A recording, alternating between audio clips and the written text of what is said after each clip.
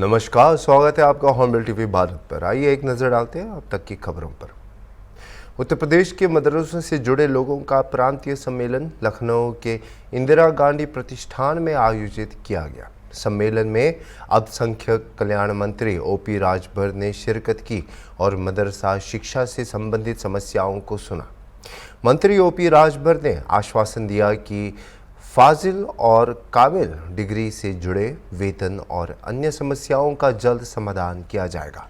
उन्होंने मदरसा शिक्षकों और कर्मचारियों की मांगों पर गंभीरता से विचार करने का भरोसा दिलाया।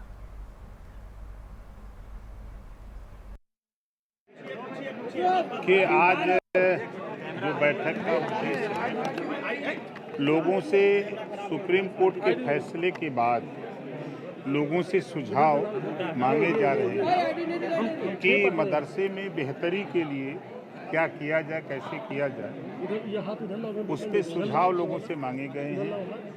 जो दिक्कत है अल्पसंख्यक समाज को, वो अपनी बीमारी बतावे तो हम अपने जो अधिकारी हैं, हमारे डायरेक्टर हैं, एसीएस हैं, विशेष सचिव हैं, हम उनसे वार्ता करके हम मुख्यमंत्री से मिल करके उसको निदान कराने का प्रयास करें, क्योंकि विभाग मेरे पास है।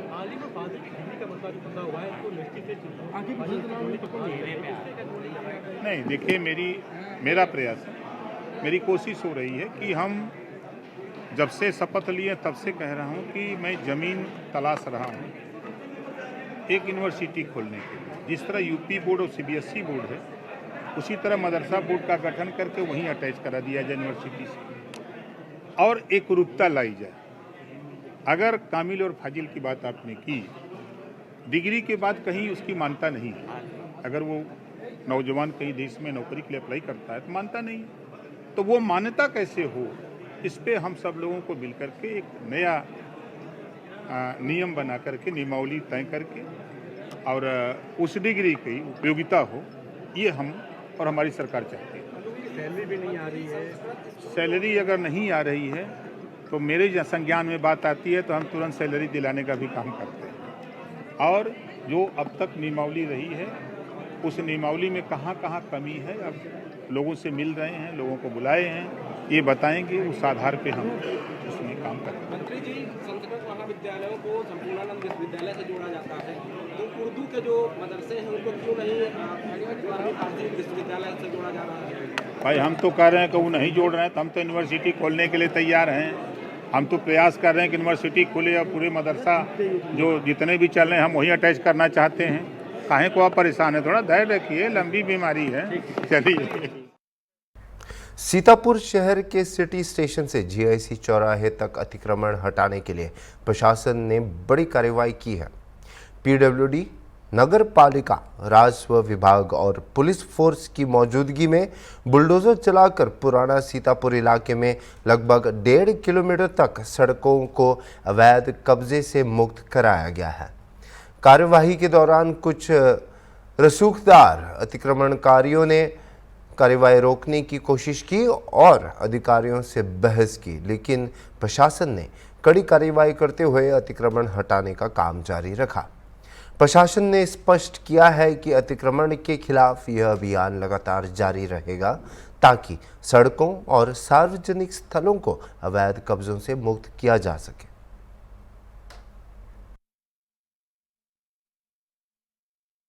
जीआईसी चौराहे से सिटी स्टेशन का जो रोड है, इस पे आप लोग देख रहे होंगे काफी अतिक्रमण बहुत सालों से हुआ था, और माननीय मुख्यमंत्री जी का भी निर्देश मिला था कि जो रोड पर अतिक्रमण है उनको हटवाया जाए। इसी संदर्भ में हम लोगों ने ये लगभग 70 फीट का टोटल दोनों साइड मिलाकर रोड है, और पीडब्ल्यूडी, नगर पालिका और हमारी टीम ने इसके पैमाइश की थी।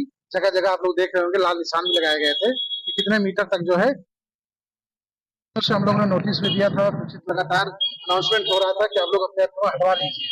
कल हमने स्वयं पूरा जीआईसी चौराहे से सिटी स्टेशन तक एक एक लोग को हमने सूचित किया कि अपना कुआं हटवा लीजिए, अपने स्वयं हटा लीजिए, और लगभग 60-70% लोगों ने अपना कुआं हटा भी दिया है।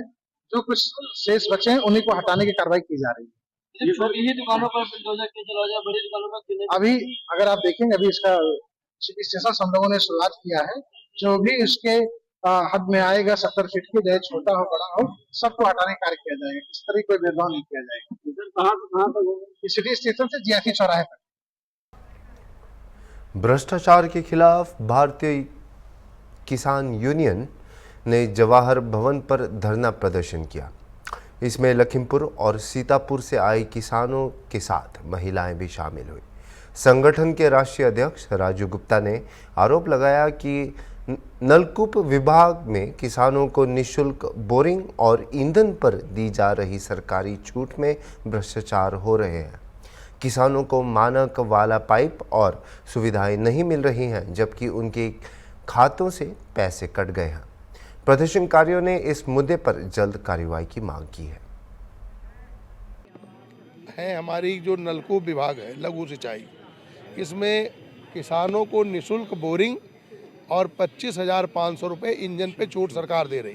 ये सरकार की योजना है किसानों की बहाली के लिए, किसानों की खुशखबरी, किसान जो कहा गया डबल पैसा कमाए, कीमत बढ़ाई जाए, उसको लेकर सरकार कर रही थी।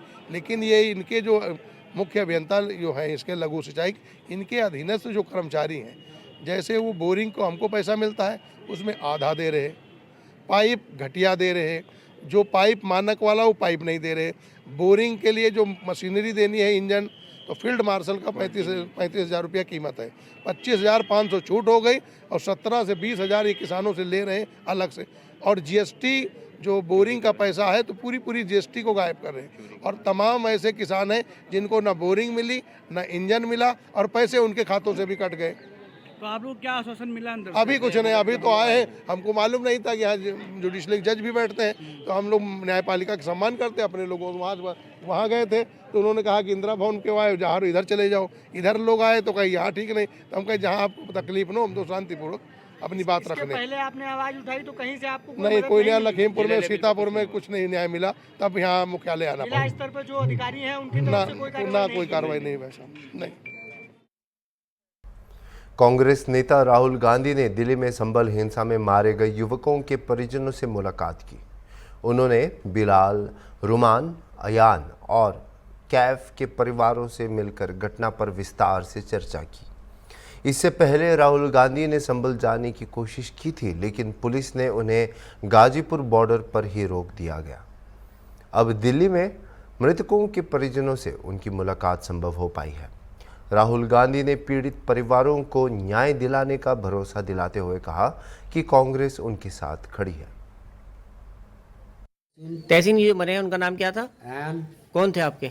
मेरा खालाजाद भाई था। जिसे ही बताया कि दिल्ली बुलाया था राहुल गांधी, प्रियंका ने। बुलाया था, वो इलाज के दौरान गई, लोगों ने कहा आप राहुल गांधी से मिलिए और कुछ मिलेगी आपको मदद तो कुछ नहीं मिली, बस आश्वासन दे दिया उन्होंने अपनी तरफ से। कैसे लग रहा है उनसे मिलकर? मिलके सही लग रहा है, बोले अब कोई तुम्हें परेशान नहीं करेगा, कोई बात हो तो बताना, इस तरीके से कहा है बस राहुल गांधी साहब ने। अच्छा, तो अभी आई दिल्ली से? नहीं, अभी नहीं आई हैं, अभी अस्पताल में हुई हैं। अदनान नाम है मेरा। कल यहाँ से हम दिल्ली गए थे, हमें हाजी रिजवान कुरैशी जो हैं मुरादाबाद से, वहाँ से वो उनके यहाँ से हमें लेने के लिए आए थे ड्राइवर। हम यहाँ से मुरादाबाद पहुँचे और वहाँ से उनके साथ में हम दिल्ली के लिए निकल गए। वहाँ पे जाके हमारी राहुल सर से और प्रियंका मैम से मुलाकात हुई और उन्होंने हमारे साथ हुआ है उसके लिए अफसोस जाहिर करा और हमारे लिए कहा कि जो भी हमसे मदद हो सकेगी आगे हम तुम्हारे साथ हैं, वो करने के लिए तैयार हैं। कहा किसी बात से घबराना मत, टेंशन मत लेना और बोले घर वालों का ध्यान रखो। अच्छा लगा उनसे मुलाकात। क्या किसी तरह से कोई आर्थिक मदद की? उसके लिए कहा है कि हम आगे करेंगे। क्या मानते हैं इस मुलाकात को आप? ये अच्छा लगा उनका कि इतने बड़े नेता होने के बाद में उन्होंने हमें अच्छे से मुलाकात करी, बहुत ढंग से बिठाया, बहुत तसल्ली दी हमें। इस बीच क्या समाजवादी पार्टी के जैसे लोग हैं वो भी फ़ोन आ रहा है आपका, या आप भी इस तरह जाएंगे वहाँ? अभी समाजवादी की तरफ से ना तो कोई फ़ोन आया है ना कोई डेलीगेशन आया है वहाँ से। नाम है बेटे आपका? मेरा नाम उज़ैर है। अच्छा, पापा का नाम क्या था? पापा का नाम रोमान था। बेटे कल जैसे राहुल गांधी और प्रियंका गांधी ने आपको बुलाया था, कैसा लग रहा है, क्या कहना चाहते हैं? उनसे मिलकर अच्छा लगा और उन्होंने कहा क्या नाम है अपनी फैमिली का ध्यान रखना और अपने घर वालों का ध्यान बहुत अच्छी तरीके से रखना है। उनसे मिलकर बहुत अच्छा लगा। क्या मानते हैं इस मुलाकात को आप? उनसे मुलाकात कर उन्होंने तसल्ली दी कि हम आगे हेल्प करेंगे आपकी और सब चीज़ के लिए अपने घर वालों के साथ देना। क्या करते हैं आप? मैं पढ़ाई कर लूँ। कितने बहन भाई हैं? हम चार। क्या है? अनीसा। अनीसा। ये जो बच्चा मरा था हिंसा में, क्या नाम था उनका? अयान। अयान। अच्छा, ये जो दिल्ली सोनिया गांधी राहुल गांधी से मिले हैं उनकी अम्मी, क्या बात हुई आपसे, क्या कहा? उन्होंने ये कहा मैं वहाँ गई हुई हूँ और मुझे कोई पैसा वैसा तो नहीं मिला है, अगर मैं वहाँ मिल गई तो मैं। आपको कैसा लग रहा है उन दोनों से मिलके, जो बात सुन के? सही लग रहा है, सही लग रहा है, उनसे मिल गई तो। क्या महसूस कर रही हैं आप? अब यही महसूस कर रहा है, बस इंसाफ मिलना चाहिए। प्रधानमंत्री नरेंद्र मोदी ने हरियाणा के पानीपत से बीमा सखी योजना की शुरुआत की। इसे महिला शक्तिकरण की दिशा में एक नया कदम बताया है।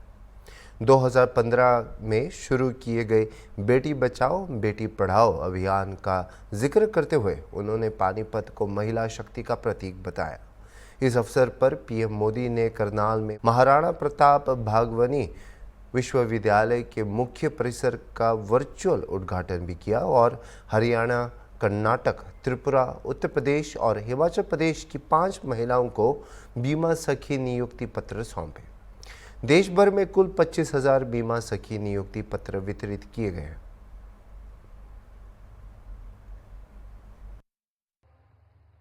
अभी कुछ हफ्ते ही हुए हैं वैसे तो, और उनकी प्रशंसा पूरे देश में हो रही है। सरकार बनने के तुरंत बाद जिस तरह यहां बिना खर्ची, बिना पर्ची के हजारों नौजवानों को पक्की नौकरियां मिली हैं, वो देश ने देखा है। अब यहां डबल इंजन की सरकार डबल रफ्तार से काम कर रही है। साथियों, चुनाव के दौरान आप सभी माताओं बहनों ने नारा दिया था, महारा हरियाणा, नॉन स्टॉप हरियाणा। उस नारे को हम सभी ने अपना संकल्प बना दिया है। उसी संकल्प के साथ मैं आज आप सबके दर्शन करने के लिए आया हूं और मैं देख रहा हूं जहां मेरी नजर पहुंच रही है, माताएं बहनें इतनी बड़ी तादाद में उस मुश्किल परिस्थिति में ये 2 लाख रुपए कितने काम आए होंगे। यानी बीमा सखियां देश के अनेक परिवारों को सामाजिक सुरक्षा का कवच देने जा रही है, पुण्य का काम करने जा रही है। साथियों, भारत में पिछले 10 साल में ग्रामीण महिलाओं के लिए जो क्रांतिकारी नीतियां बनी, जो निर्णय लिए हैं, वो वाकई स्टडी का विषय है। बीमा सखी, बैंक सखी, कृषि सखी, पशु सखी, ड्रोन दीदी, लखपति दीदी, ये नाम भले ही बड़े सहज से लगते हो, सामान्य लगते हो, लेकिन ये भारत का भाग्य बदल रहे हैं। मुख्यमंत्री नायब सिंह सैनी ने कहा कि प्रधानमंत्री नरेंद्र मोदी ने 2015 में पानीपत में बेटी बचाओ बेटी पढ़ाओ अभियान की नींव रखी थी और अब उसी धरती से उन्होंने महिलाओं को सशक्त बनाने के लिए बीमा सखी योजना की शुरुआत की है। यह पहल महिलाओं को आत्मनिर्भर बनने और विकसित भारत के निर्माण में योगदान देने में मदद करेगी। माननीय प्रधानमंत्री श्री नरेंद्र मोदी जी, आपका पानीपत की ऐतिहासिक भूमि पर मैं मन से स्वागत करता हूं। हरियाणा त्याग, धैर्य, शौर्य और सेवा का संदेश देने वाली धरती है। वर्ष 2015 में माननीय प्रधानमंत्री जी, आप पानीपत की इसी ऐतिहासिक भूमि से आपने बेटी बचाओ बेटी पढ़ाओ अभियान की नींव रखी थी। आपने इसी कड़ी में आज ये दूसरी सौगात देश की बहनों को आज इसी पवित्र भूमि से दे रहे हैं। बीमा सखी योजना के रूप में एक और अभियान की आप आज शुरुआत करने जा रहे हैं। इसके लिए मैं माननीय प्रधानमंत्री जी आपका आभार प्रकट करता हूं और सभी माताओं बहनों को बहुत बहुत बधाई और शुभकामनाएं देता हूं। माननीय प्रधानमंत्री जी, यह योजना और महिलाओं के कल्याण व उत्थान की अन्य सभी योजनाएं आपकी सोच का परिणाम है कि महिलाएं देश व समाज की प्रगति का आधार हैं।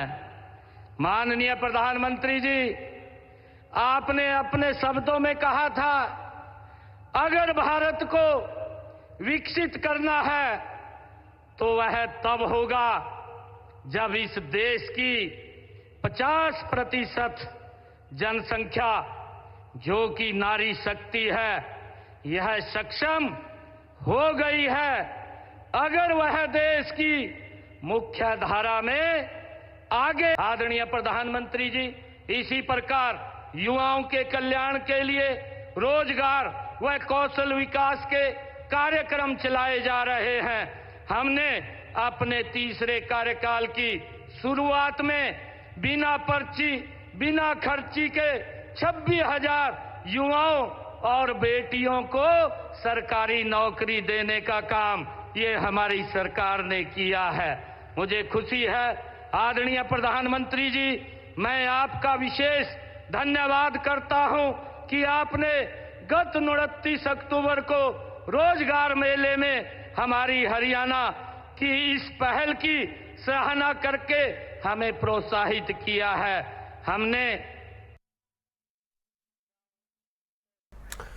अंबाला हरियाणा में लैंड जिहाद का मुद्दा गर्मा गया है। हिंदू संगठनों ने नगर निगम पर अवैध धार्मिक ढांचे को लेकर कार्रवाई में देरी का आरोप लगाया है।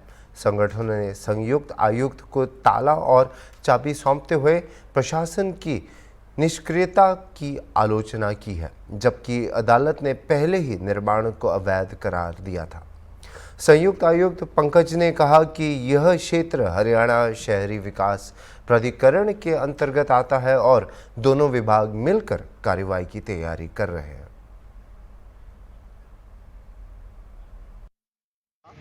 उस पीर को खाली करवा सकते हैं। उसमें 3 विभागों की जमीन जो जानकारी मिली थी वो पड़ती है। उसमें पीडब्ल्यूडी विभाग की, नगर निगम की और हुड्डा की। अब पीडब्ल्यूडी विभाग ने तो अपनी दीवार तोड़ के अपनी कार्रवाई कर दी, परंतु नगर निगम और हुड्डा हैं, तो हमारा प्रशासन से अनुरोध है कि अपनी प्रशासनिक जिम्मेदारियों का निर्वहन करते हुए इस गैर कानूनी ढांचे को घेरे। लैंड जिहाद मुर्दाबाद, लैंड जिहाद मुर्दाबाद, भारत माता की जय, भारत माता की जय, लैंड जिहाद मुर्दाबाद, लैंड जिहाद मुर्दाबाद, जय श्री राम, जय श्री राम, जयकारा वीर बंदे, लैंड जिहाद मुर्दाबाद, लैंड जिहाद मुर्दाबाद, लैंड जिहाद मुर्दाबाद।